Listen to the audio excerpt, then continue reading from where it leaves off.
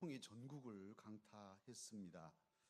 그런데 이때 늘 겪는 태풍이지만 이때 태풍이 너무 심했던 까닭인지 런던 근교의 한 숲의 나무들이 뿌리째 다 뽑혔습니다. 다른 데 있는 나무들도 뿌리째 뽑혔다면 이해가 되는데 이상하게 다른 데의 나무들은 꺾이고 부러지고 그랬는데 이 숲만은 뿌리를 다 드러내고 벌러덩 다 자빠진 거예요. 그래서 이상하게 생각하고 학자들을 투입시켜서 조사를 하게 했습니다. 원인이 뭘까? 왜 이 숲의 나무들만 자빠졌는가? 살펴보니까 너무도 황당하게 그 원인을 알게 됐는데요. 그 원인즉슨 애초에 이 나무를 심을 때 너무 드물게 심은 거예요. 그래서 나무들이 간격이 드문드문해가지고 서로 뿌리들이 엉키지 않아서 혼자 자생하다가 바람 부니까 벌러덩 자빠졌습니다. 나무의 삶, 하찮은 나무처럼 보이는 이들의 삶도 서로 엉켜야 숲을 이루고 바람을 이기고 살아갈 수 있다는 사실을 알려주는 사건이었습니다. 우리는 더 그렇습니다. 사람은 함께 어우러져야만 살 수 있어요. 부부가 서로 사랑하고 오래도록 그렇게 함께 사는 것 행복하죠. 또 가족이 한데 어울려서 사는 것 아름다운 일입니다. 교회도 마찬가지입니다. 혼자 있으면 위로를 받지 못하는데 같이 있으면 내가 힘들 때 도와주고 슬플 때 위로하고 기쁠 때 기쁨을 같이 나누는 이런 삶을 살기 때문에 행복하죠. 다음 주가 우리 목장 연합 예배인데요. 목장 한 해 마무리하면서 목장이 아주 중요합니다. 우리 교회가 전체로 모여서 함께 이렇게 예배를 드리는 격을 갖춘 예배도 매우 중요하고요. 또한 이제 소그룹으로 목장에서 함께 모여서 말씀을 나누고 또 구체적인 구구한 삶들을 나누잖아요. 그래서 그 어려움을 알아주고 위에서 기도해주고 힘내라고 붙들어주고 도와주고 이런 지지하고 지탱해주는 이웃들이 믿음의 동지들이 있을 때 우리는 신앙길 사명길을 끝까지 잘 갈 수가 있습니다. 그렇지 않으면 혼자 있을 때 혼자 살아가도 되지만 그러다가 정말 어려움을 딱 당하면 도와줄 사람이 없는 거예요. 그래서 우울증이 오고 심신이 타격을 입으면 주저앉게 됩니다. 그래서 목장이 그래서 필요한 거죠.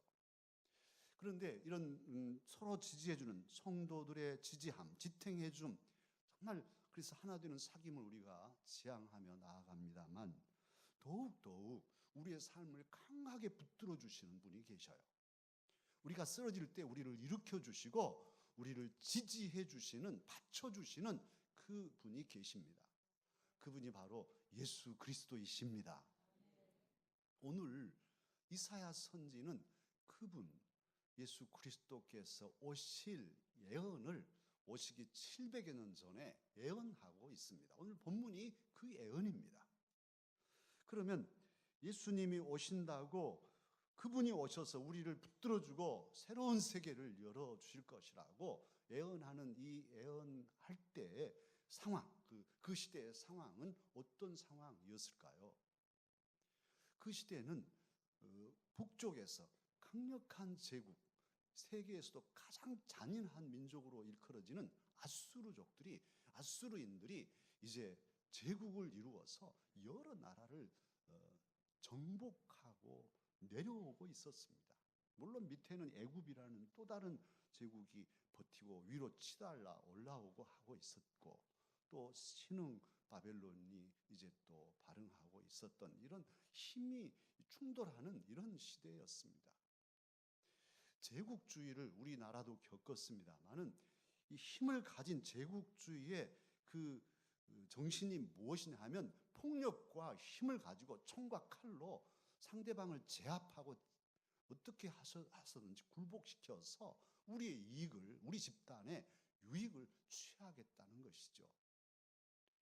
그래서 모든 식민지를 만들고 전 세계가 가슴앓이를 그 여파가 지금까지도 아프리카라든지 내전이 일어나고 이런 배경에는 그런 식민지 수탈의 역사들이 배경에 있는 것입니다. 참으로 자기 유익을 취하기 위해서 남을 해치기를 서슴지 않는 생각들, 공의는 없고 평화는 아예 없고 회유하고 유혹하고 겁박하고 굴복시켜서 자신들의 이익을 취하고자 하는 이런 생각들이 세계를 지배하고 있었습니다.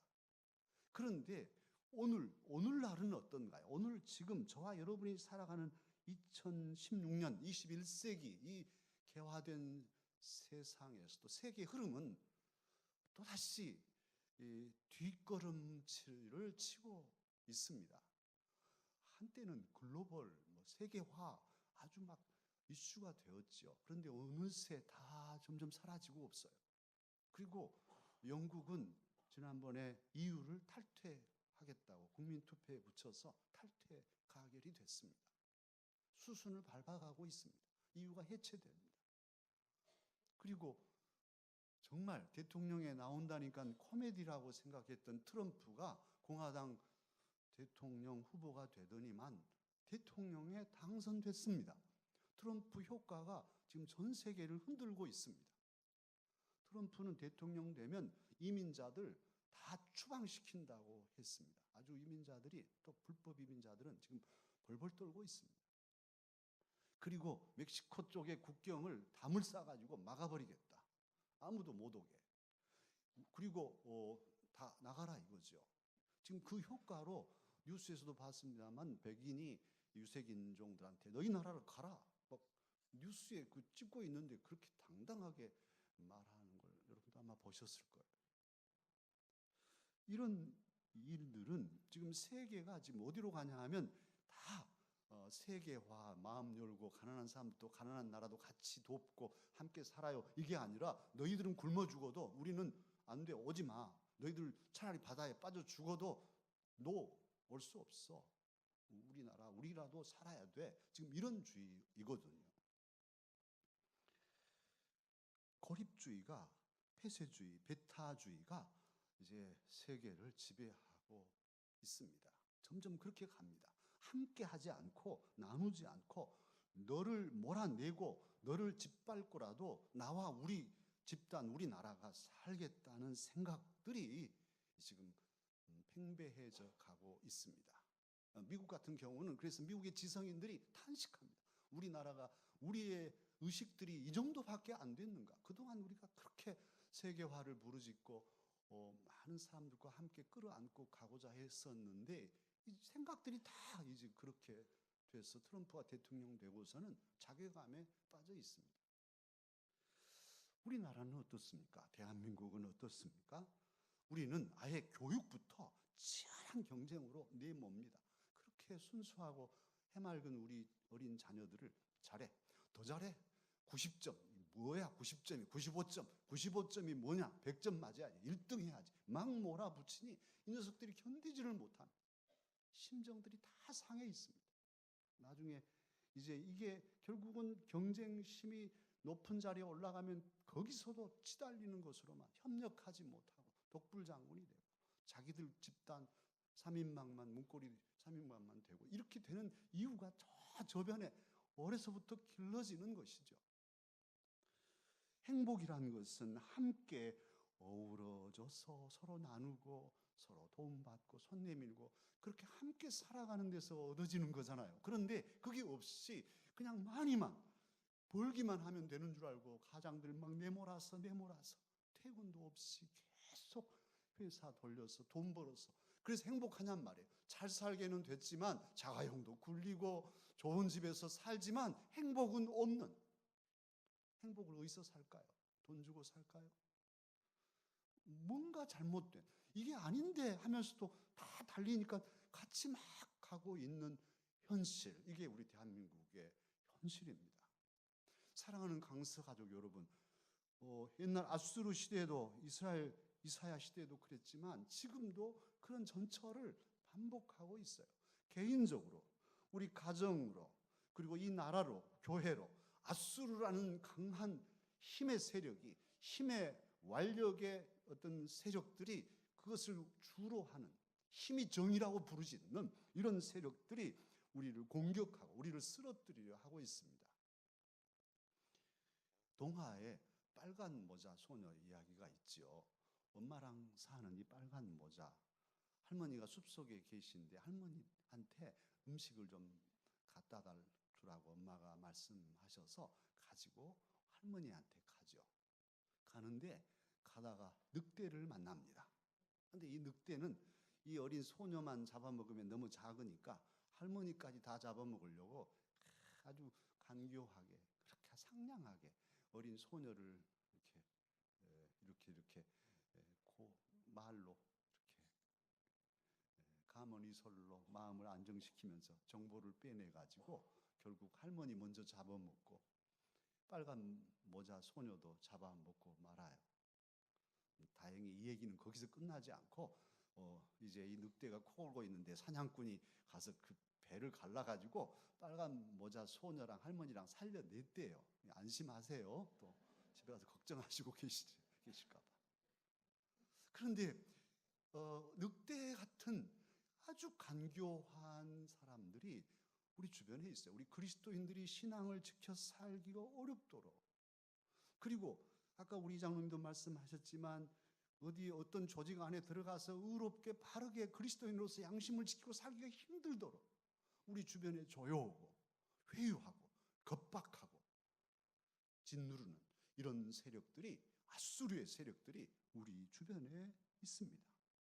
힘과 돈이 정이고 인맥이 정의가 되고 불의와 부정과 편법과 반칙으로 자신들의 욕심을 챙기면서도 아무런 심판을 받지 않는 이런 모습들을 우리가 보아왔고 보고 있습니다. 자, 이게 우리들의 시대라면 하나님은 도대체 뭘 하실까요? 아수르가 계속 힘을 가지고 각 나라들을 점령하면서 몰려오고 밀려오고 있는데 하나님은 도대체 뭘 하고 계실까요? 그 대답이 오늘 이사야 본문입니다. 읽지는 않았는데 이사야 10장 33절 34절 오늘 본문 11장 1절 바로 위에 가면 33절 34절이 있는데 33절에서 보라 하나님이 그렇게 말씀하셔요. 보라는 거예요. 자 보라. 뭘 보라고 하시냐? 제가 읽을게요. 보라 주 만군의 여호와께서 혁혁한 위력으로 그 가지를 꺾으시리니 그 장대한 자가 찍힐 것이요 그 높은 자가 낮아질 것이며 쇠로 그 빽빽한 숲을 베시리니 레바논이 권능 있는 자에게 배임을 당하리라. 할렐루야. 참으로 놀라운 일입니다. 그렇게 강력한 아수르가 하나님에 의해서 찍히고 꺾이고 배임을 당할 것이라는 말씀이에요. 이스라엘을 점령하고 남유다도 점령하려고 왔던 그 아수르 사실 실제 역사 속에서 한순간에 와르르 무너지고 바벨론에게 먹히고 맙니다. 아수르가 망할까? 망할 것 같지 않았던 제국이 그렇게 순식간에 망합니다. 우리 일본은 어떻습니까? 우리 어르신들이 다 경험한 일제 정말 일본이 영원히 지배할 것 같았어요. 그래서 28 독립선언서를 누가 작성했냐면 이광수가 했습니다. 춘원 이광수가. 3.1 독립선언문은 6당 최남선이 작성했습니다. 그런데 춘원이나 6당이나 다 변절했어요. 왜 그랬을까요? 그렇게 독립운동에 앞장서고 선언문을 작성하던 이런 지식인들이 왜 변절했을까요? 일본이 안 망할 것 같으니까. 아무리 봐도 아무리 계산해도 아니 더 승승장구하는데 영원한 제국일 것 같았거든요. 그런데 그냥 원자폭탄 2방 맞고 그냥 그대로 끝났습니다. 해방을 맞았습니다. 이렇게 자유와 해방을 주실 줄 누가 알았어요? 그 일본이 무너질 줄 누가 알았어요? 아베가 저렇게 다시금 막 무장하고 지금 일어섭니다만 아베 할아버지라든지 이분들이 사실은 그 일본 제국을 만들고 전쟁을 일으켰던 핵심 멤버들이거든요. 그 얼들이 지금 그들의 생각 속에 있거든요. 그래서 저렇게 일어섭니다. 그래서 어떨 건데요? 군비를 확장시켜서 우리나라 군사 비밀까지 다 알고 어떨 건데요, 이제? 어느 날 갑자기 우리에게 쳐들어오면 어떨까요? 위험은 위에만 있는 게 아니라 아래도 있을 수 있어요. 그런데 말입니다. 그런 힘이 결국 어떻게 될 것인가, 오늘 이 사회를 통해서 하나님은 이미 예언해 놓고 있어요. 그렇게 장대한 자가 하나님에 의해서 찍히고 그 모든 것을 하나님이 베어 버리시겠다. 할렐루야. 힘만 믿고 정의가 없는 힘으로 세상을 어지럽히는 세력들은 하나님께서 벌하시겠다는 거예요. 그리고 벌하셨고 지금도 뭐 최순실 세력이라든지 그렇게 기고만장하고 안 만질 때 다 만져놓고 나라 살림을 엉망을 만들어놓은 이런 세력들이 결국 이제 또 앞으로도 보십시다. 저도 보고 싶어요. 어떻게 되나 하나하나 살펴가 보면 그 끝을 알 수 있겠죠. 저 어렸을 때 어르신들이 우리 할머님이랑 얘들아 그 악한 끝은 없단다. 악한 사람들이 득세하고 힘을 가지고 이렇게 하면 억울하죠. 억울하게 뺨 맞고 와서 울면 악한 끝은 없어야. 강한 힘을 가진 게 부럽지만 그게 불의하고 악하다면 그 끝은 멸망입니다. 그건 하나님께서 말씀도 하셨고 삶으로도 증거되는 바입니다. 사랑하는 우리 강서가족 여러분, 오늘 어지러운 시대이지만 하나님께서 말씀하시는 이 강한 악한 힘들을 무너뜨리시는 하나님이 저와 여러분의 아버지이심을 확신하십시다. 그리고 끝까지 믿음길, 사명길을 반듯하게 걸어가는 저와 여러분이 되십시다. 하나님은 이사야 선지를 통해서 이제 그렇게 10장 33절 34절에서 악한 세력들, 강한 힘에 불의한 부정한 세력들을 베어뜨리시겠다고 하시면서 바로 이어서 11장 1절에 그렇게 예언하십니다. 이새의 줄기에서 한 싹이 나며 그 뿌리에서 한 가지가 나서 결실할 것이다. 이렇게 예언하고 있습니다. 메시아가 올 거라는 거예요. 이새의 뿌리에서 한 싹으로 가지로 메시아가 태어날 것을 예언하고 있습니다. 싹이 가지는 상징성이 있죠. 이 싹은요, 아주 처음 날 때는 보드라요. 이제 저희 아래로는 모르실 수도 있는데 저 어린 시절에는 그 찔레 같은 경우는 새순이 나면 이거 꺾어서 부드러우니까 껍질만 벗기고 아니면 씻어서 그냥 바로 먹어도 맛있었어요. 찔레 그 순을 먹으면 과자였죠. 그런데 이제 이게 시간이 가면 딱딱해져 가지고 가시가 나면 이것이 아주 엄청 힘들게 꺾을 수도 없는 그런 가지가 됩니다만, 어쨌든 이 싹이라는 것은 평화의 상징이에요. 이 새 순이 누구를 해치지 않습니다. 오히려 숲을 이루어서 산새들이 깃들고 온갖 곤충들이 그 가지에서 살게 하는 삶의 터전이 되어주는 이것이 싹이에요. 또 이 싹은 생명의 심벌입니다. 노루나 사슴이나 고라니나 토끼의 밥이 되잖아요. 그 순을 갉아먹고 그걸 배불러서 살아가는 것이니까. 새순, 이 싹 가지는 그러니까 나를 주어서 너희들을 살리게 하는 이 생명의 상징이 바로 한 싹이 나고 한 가지가 되는 메시아의 상징입니다. 또한 이 싹은 소망의 상징이죠. 나무를 베어뜨려서 모든 게 끝난 줄 알았더니만 그 구루터기에서 새 싹이 나서 다시 큰 나무를 이룹니다. 할렐루야. 쓰러져도 망하지 않는 절망 속에서도 희망을 붙드는 바로 그 힘의 원천이 싹으로 오시는 예수 그리스도 메시아에게 있습니다. 저와 여러분은 그분을 믿고 의지하는 하나님의 사람들입니다. 주님이 오셔서 아수르는 힘으로 폭력으로 세상을 제패하려고 하셨지만 주님은 전혀 다른 가치관으로 새로운 질서를 세우시고 참으로 새로운 다스림으로 이 세상을 평화롭게 하시는 메시아로 이미 우리에게 오셨습니다. 예수님을 가리켜서 오늘 한 싹, 한 가지라고 하는데요. 이 한 싹, 한 가지라고 할 때 이것을 히브리어로는 네체르라고 합니다. 이건 아람어 나차르라는 단어에서 왔는데 네체르, 여기서 바로 나사렛 사람 예수, 나사렛 예수라는 그런 말과 연관이 지어지는, 영적으로 의미가 이어지는 그런 단어가 오늘 네체르, 한 싹 한 가지입니다. 예수님은 참으로 나사렛에서 태어나셨고, 예수님 당시에 우리로 말하면 옛날에 철수 영희처럼 너무 예수가 많았기 때문에 나사렛 예수라고도 붙였지만, 바로 이 이사야 예언 한 싹이 났다는 메시아성과 이어서 나사렛 예수 할 때는 다 유태인들은, 히브리어를 쓰는 그들은 네체르 예수, 새싹 예수 이렇게 이어지는 거예요. 그래서 참으로 우리에게 평화와 소망과 생명을 주시는 새싹이신 메시아가 저분이다, 이렇게 알게 했던 것입니다. 할렐루야. 특별히 오늘 예수님을 예언하는 이사야의 말 잘 점검해 보면 이새의 뿌리에서 난다고 말씀합니다. 이새는 다윗 왕의 아버지이시죠. 그렇다면 오히려 다윗의 뿌리에서 한 싹이 나며 이렇게 해도 되련만 다윗이라 하지 않고 이새라고 하고 있어요. 다윗은 장군이었고 나중에 유명한 왕이 되었습니다. 그런데 이새는 평생 왕이 돼본 적도 없고 장군 해본 적도 없어요. 그냥 베들레헴 시골 촌부일 뿐입니다.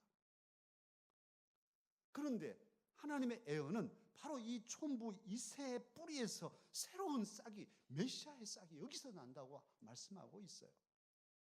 그것은 예수 그리스도께서 참으로 어떤 이들을 위해서 어떻게 오실 건가를 이미 예표하고 있는 말씀이기도 하죠. 예수님은 왕궁에서 태어나지 아니하셨습니다. 예수님은 베들레헴에서 태어나셨잖아요. 이새의 고향이. 사실 나사렛 총각 요셉과 또 마리아, 이 두 정혼한 약혼한 남녀 있었는데, 그 마리아에게서 예수님은 성령으로 잉태하셔서 또 유다 지파기 때문에 고향으로 가서 호적하러 베들레헴에 가서 거기서 예수님을 순산하죠. 예수님은 그러니까 낮은 곳에 가난한 자들 곁에 참으로 죄인들을 살리시려고 찾아오신 하나님의 아들이시고 온전한 메시아이십니다. 그 사실을 오늘 이사야는 밝혀주고 있어요. 전혀, 그러니까 세상의 가치관과 세상의 방식과는 다른 방식으로 오신 것부터 사신 것, 그 모든 사역 자체가 그런 사역이었음을 증거하고 있습니다. 특별히 메시아는 어떻게 세상을 다스리는가? 오늘 2절에 보면 성령으로 다스리는데, 성령을 통해서 다스리시게 되는데, 이 성령을 짝을 맞춰가지고 둘씩 했죠. 지혜와 총명의 영, 모략과 재능의 영, 지식과 여호와를 경외하는 영, 이분이 성령이라고 말씀하시고, 이 성령이 임하여서 사역을 감당하실 거라고 말씀하고 있어요. 지혜와 총명의 영은 하나님을 아는 지혜고, 사실 지혜란 것은 대학원에서 배우고 뭐 이런 게 아니에요. 배우지 않아도 지혜로운 사람이 있고, 아무리 많이 배웠어도 지혜 없는 사람은 우둔하고 그렇습니다. 지식은 많을 수 있어도 지혜는 배워지는 게 아니에요. 성령께서 주시는 거예요. 위로부터 내리시는 거예요. 그러니까 어느 한순간 은혜를 받으면 정말 바짝바짝 분별력이 있고 정말 자기 길을 잘 가시는 분들이 있어요. 그런데 많이 배웠어도 지혜가 없으면 그냥 어두운 밤길 더듬거리면서 가는 것처럼 그냥 수렁에 빠지고 또 저 유혹에 빠지고 이렇게 엉터리같이 가는 사람들이 있어요. 그런데 지혜로운 사람들은 하나님의 영이 함께하면 자기 자신을 잘 간수합니다. 자기 길을, 사명길을, 생명길을 반듯하게 갈 수 있어요. 그런데 성령의 충만함을 힘입고 이 지혜, 하나님을 아는 지혜, 그리고 상황과 시대를 분별하는 통찰력, 이게 총명이에요. 이걸 가지고서 여호와 하나님을 경외하며 살아가게 된다는 말씀이에요. 세상의 사람들은 하나님보다 사람을 의지합니다. 보이지 않는 하나님 의지하지 않아요. 보이는 인맥을 찾고 혈연과 학연을 찾고 지연을 찾습니다. 그런 것이 세상의 방식이잖아요.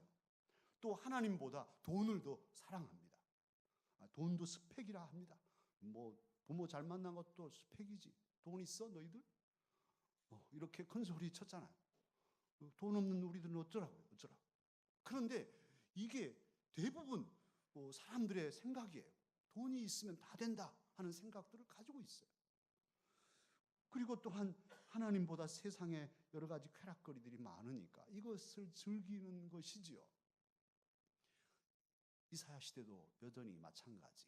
아수르 방식도 그런 방식인데요. 메시아가 오시면 회복이 일어나는데 어떻게? 성령을 통해서 일어나는 첫 번째 일이 3절. 그가 무엇을 즐거움으로 삼냐 하면 여호와를 경외함으로 즐거움을 삼을 것이다. 할렐루야. 여호와를 경외하는 거죠. 이건 사람의 가장 근본된 목적이죠. 사람의 제일 되는 목적, 하나님을 영화롭게 하는 것. 모든 피조물은 그 존재 목적 자체가 창조자를 찬양하는 데 있지 않습니까? 그리고 창조자를 찬양하면 내가 기쁘고 행복하게 되어 있어요. 이게 창조의 원리잖아요. 하나님이 그렇게 디자인을 하셨어요.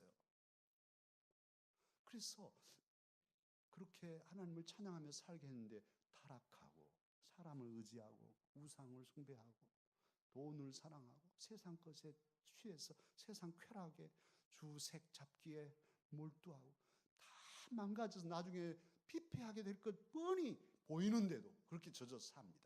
그러나 메시아께서 오시면, 주님이 오시면, 성령에 충만하신 예수님이 우리 안에 오시면 우리의 삶을 새롭게 하면서 제일 첫 번째로 뭘 하냐? 여호와를 경외하는 것이 즐거움이 되게 하신다는 말씀이에요. 지금 우리가 예배를 드립니다. 우리 찬양대에 찬양 준비하고 일찍 와서 하시고, 언제까지 찬양해야 되나? 나 내년에 쉴란다. 뭐 힘들어 죽겠어. 이것은 사실은 성령 안에 있지 못한 까닭이죠. 주님을 찬양하고 예배하는 것이 기쁨입니다. 할렐루야. 여러분, 그래서 오늘 예배를 1시간 더 할까요? 어쩔까요? 하나님을 찬양하고 하나님께 예배하는 것. 주님 정말 이미 죽어서 없어졌을 나를, 또는 살아있다 해도 사람답지 않게 살아갈 수도 있었을 나를 웬일입니까? 나를 택하여 하나님 사람 만들어주시고 오늘 또 격을 갖추고 하나님을 찬양하고 예배하게 하십니다. 내 삶이 비록 애롭고 힘들지만, 그러나 나의 주 나의 하나님을 찬양케 하시오니 감사합니다.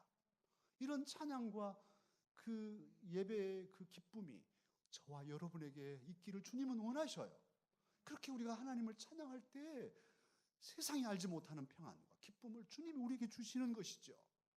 예배 안에 하나님의 은혜가 흘러갑니다. 여러분의 담임 목사, 이 강단에서 말씀을 전할 때 생수의 강물이 흘러가게 하옵소서 기도하고 섰습니다. 저도 마찬가지. 설교하면서도 말씀을 통해 저도 은혜를 받아야 되니까. 그렇지 않으면 살 수 없어요. 심령이 피폐해지면요, 천만 가지도 기쁨이 아닌 거예요. 세상 쾌락은 하면 할수록 더 자극을 원하고 결국은 마침내 다 무너지고 주변에 아무도 남지 않는 고독 속에서 영영 형벌을 받게 되잖아요. 그러기에 성령 안에서 여호와를 경외하는 즐거움, 이 기쁨을 주님께서는 회복시키시고 우리에게 주시려고 이 세상에 오셨습니다. 복된 삶, 건강한 사회는, 그리고 행복한 삶의 출발은 여호와를 경외하는, 여기서 출발한다는 사실을 기억하십시다. 예배, 그래서 예배가 중요하고요. 예배가 무너지면 다 무너진다. 그렇게 늘 강조하는 것이죠. 한번 오늘 또 한번 하십시다. 제가 할게 따라 하십시오. 예배가 무너지면 다 무너진다. 뭐가 있는 것 같아도요, 예배 한 번, 두 번 빠지면요, 그때부터 심령이 피폐해지고 교회 오기 싫어지고 나중에 신앙 잃으면 뻔한 것이에요. 10년, 20년 후 어떻게 될까요? 그리고 영원한 하나님의 나라에서는 어떻게 될까요? 예배를, 경외를, 하나님 경외하는 것을 기뻐하는 삶을 살아야 합니다. 그리고 이어서 이제 메시아가 오시면 4절, 공의의 심판, 정직한 심판 하실 것이라 하십니다. 5절에는 공의와 성실로 허리띠를 띠고 이런 심판을 이룰 것이라고 말씀하고요. 6절로 8절에서는 평화의 세상을 이루는데 이리와 양, 표범과 어린 염소, 송아지와 어린 사자와 살찐 짐승, 암소와 곰이 함께 먹을 것이라는 거예요. 세상에 암소랑 곰이 어떻게 같이 있을 수 있겠어요? 이리와 양이 함께 있으면 당연히 이리가 양을 잡아먹을 수밖에 없죠. 이건 한쪽은 먹고 한쪽은 먹히는 이런 관계이지 서로 이리야 양아 뭐 같이 놀자 이런 관계가 아니거든요. 평생 원수 같은 이런 관계인데 메시아가 오시면 평화가 이루어지면 다 같이 산다는 거예요. 상함도 해함도 없는 세계가 이루어진다는 거예요. 이건 매우 상징적인데 지금 우리 사회도 극렬하게 지금 분열되잖아요. 진보와 보수는 평생 왼수처럼 절대로 같이 있을 수 없는 것처럼 됩니다만 주님이 오시면 그 마음 속에 새싹으로 오시는 예수 그리스도가 오시면 이념이 문제가 아니죠. 주님 안에서 하나님을 아는 지식 안에서 모두가 다 함께 어우러져서 서로 사랑하고 서로 이해하고 서로 다름을 인정하고 아름다운 잔치자리를 이룰 수 있습니다. 그 사실을 오늘 이사야를 통해 우리에게 밝혀주고 있습니다. 정말 감격적인 대목은 물이 바다 덮음같이 여호와를 아는 지식이 세상에 충만할 것입니다. 이 말씀을 읽으면 가슴이 막 터지려고 그래요. 여호와를 아는 지식, 하나님을 아는 지식, 하나님을 깊이 경험하는 이 은혜가 우리 안에 가득하면 마치 바닷물이 막 밀고 들어오면 어떻게 해볼 수가 없잖아요. 여기서 밀고 들어 그런 것처럼 막 밀고 들어오시는 하나님의 은혜, 이 하나님을 아는 지식의 물결이 세상을 향해서도 우리를 통해서 막 밀고 들어가서 이 나라 이 민족을 새롭게 하고 저 북한도 막 밀고 들어가서 평양이 아시아의 예루살렘이 되는 날이 오게 하실 것입니다. 하나님의 귀한 역사가 메시아이신 예수 그리스도를 통해서 이렇게 이루어질 것을 예언하였습니다. 그러면 이사야가 BC 700여 년경에 예언한 이 예언은 어떻게 되었습니까? 예언으로 끝나고 말았습니까? 그렇지 않습니다. 이 말씀은 그대로 이루어져서 실제로 아수르는 완전히 망하고 또 그 다음에 바벨론 역시도 제국이 망하는 것을 우리는 역사를 통해 확인할 수 있습니다. 그리고도 700여 년 후에는 참으로 새싹처럼 때가 참에 예수 그리스도께서 이 세상에 오셔서 우리의 구원자가 되어 주셨습니다. 이 주님은 이제 다시 오신다고 약속하셨습니다. 우리는 그 주님을 기다리며 대림절 촛불 두 번째 촛불을 밝혔습니다. 두 가지입니다. 첫째는 이미 오신 예수 그리스도, 내 삶 속에 여러분의 삶 속에 주님은 물밀듯 밀고 오셨어요. 나 예수 믿기 싫고 나 교회 다니기 싫고 나 다 싫어했는데도 왠지 여기 나와 있습니다. 할렐루야. 주님이 우리 안에 강력히 밀고 오시는데 뭘로 막겠어요? 그래서 우리가 구원되고 하나님의 사람이 되었습니다. 하나님을 찬양하고 예배하는 하나님의 백성이 되었어요. 이건 너무너무 감사할 일이에요. 그러니 이제 우리 안에 오신 이 새싹 예수님을 모시고 주님의 의와 주님이 주신 자유와 주님이 주신 평화를 누리며 살아가십시다. 늘 주님을 경외하는 예배자로 즐겁게 예배하는 저와 여러분이 되십시다. 그뿐 아니라 이제는 또 달리 주님께서는 우리 안에 오셔서 우리를 통해 이 시대에 찾아오고자 하십니다. 그러니 우리 주변에 아직도 주님을 알지 못하고 지금 또 이렇게 갈팡질팡하는 이 혼란된 이 한국 사회 속에 우리 주님 이제 우리를 통해서 새싹으로 또 우리를 통해서 성령의 역사로 저들에게 생명의 물결을 물밀듯 밀어내는 그런 하나님의 사람들이 되기를 주님은 원하십니다. 우리가 그런 작은 예수가 되어야 됩니다. 우리가 새싹이 되어야 됩니다. 1, 2부에는 말씀 못 드렸는데 인도의 선교사 중에 고든 맥스웰이라는 선교사가 있었습니다. 이 선교사가 이제 영어로, 인도는 영국령이었으니까요, 영어로 선교를 하는데 그래도 못 미치는 거예요. 시골에 가면 영어를 못하고. 그래서 힌디어로 이렇게 해야 되겠는데 힌두교 수사를 찾아갔어요. 학자를 찾아가서 힌디어를 좀 가르쳐 달라. 그랬더니 안 가르쳐 준다는 거예요. 왜 안 가르쳐 주려고 하냐? 가르쳐 주다가 내가 또 크리스찬 되게? 그렇게 해서 아니 크리스찬 안 돼도 괜찮으니까 돈을 얼마든지 줄 테니 힌디어를 좀 가르쳐 달라. 그랬더니만 이 수도승이 그렇게 얘기했어요. 내가 지금까지 당신을 잘 살피고 들어봤는데 당신하고 같이 이렇게 교제만 하면 누구든지 다 그리스도인이 되고 말더라. 그러니까 뭐 그리스도인 되려고 한 게 아니라 이 맥스웰의 삶이 감동을 주니까 힌두교도들이 다 크리스찬이 된 거예요. 할렐루야. 사랑하는 강사 여러분, 주님은 이 시간에 2010년을 마무리해가는 12월 첫 번째 주일에 새싹으로 오신 주님은 저와 여러분도 이 시대에 새싹이 되고 평화를 이루고 이 상충되고 혼란한 이 사회 속에 누가 평화를 이루겠습니까? 바로 우리들이 말보다도 삶으로, 삶의 예배로 그리스도의 향기를 알려서 우리와 교제하는 사람들이 저절로 그리스도인이 되는 이런 아름다운 구원의 역사를 이루고 살기를 주님은 원하고 원하십니다. 기도하겠습니다. 오 사랑의 주님, 우리가 부족하지만 우리를 사랑하시고 오늘 또 주의 전에 불러서 이 예배자로 하나님을 경외하는 예배의 기쁨을 맛보게 하시니 감사합니다. 주님 앞에 늘 예배할 뿐 아니라 나아가서 가정을 천국으로 만들며 또 세상 속에 주의 향기를 날리며 새싹으로 평화를 이루는 저희들이 되기를 원합니다. 주여, 성령님께서 우리를 다듬어 주시고 또 새 힘 주셔서 그렇게 구체적인 그리스도의 삶을 살아가도록 도와주시옵소서. 이 나라가 어렵습니다마는 이 어려움도 하나님의 사람들에 의해서 잘 극복되고 오히려 전화 위복을 이루게 하여 주시옵소서. 우리 구주 예수님 이름으로 기도하옵나이다. 아멘. 말씀을